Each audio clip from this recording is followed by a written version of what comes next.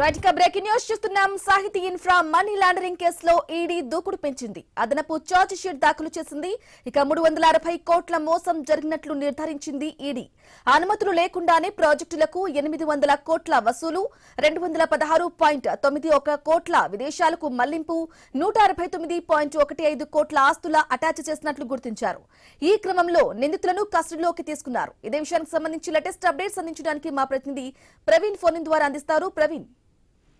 Yes అయితే బ్రాహ్మణి మొత్తం నిన్న చూసుకుంటే కనుక హైదరాబాద్ కు చెందినటువంటి సాహితీ ఇన్ఫ్రాస్ట్రక్చర్ ఏదైతే రియల్ ఎస్టేట్ సంస్థ పైన నమోదైనటువంటి భారీ మోసం కేసుల్లో దర్యాప్తు అధికారులు కీలక ముందడుగు వేశారు.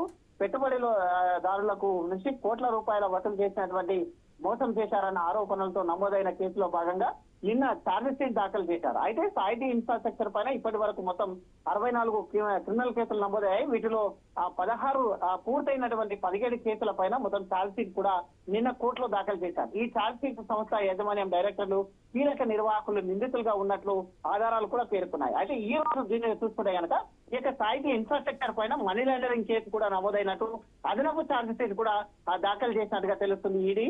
అయితే మొత్తం 360 కోట్లు మోసం జరిగినట్టుగా కూడా ఈడీ నిర్ధారించింది.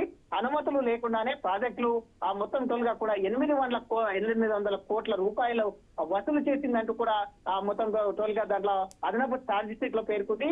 రూపాయలు 216.91 కోట్ల రూపాయలను విదేశాలకు భారీ మొత్తంలో ఈ యొక్క ముడుపులను మొత్తం మళ్లించినట్టుగా కూడా గుర్తించారు. అయితే అదేవిధంగా 169.15 కోట్ల ఆస్తులను కూడా ఇప్పటికే అటాచ్ చేసింది. కస్టడీలో నిందితులను కస్టడీలో తీసుకుని ఇంకా విచారణ చేస్తున్నారు. Right Praveen, thank you for the updates.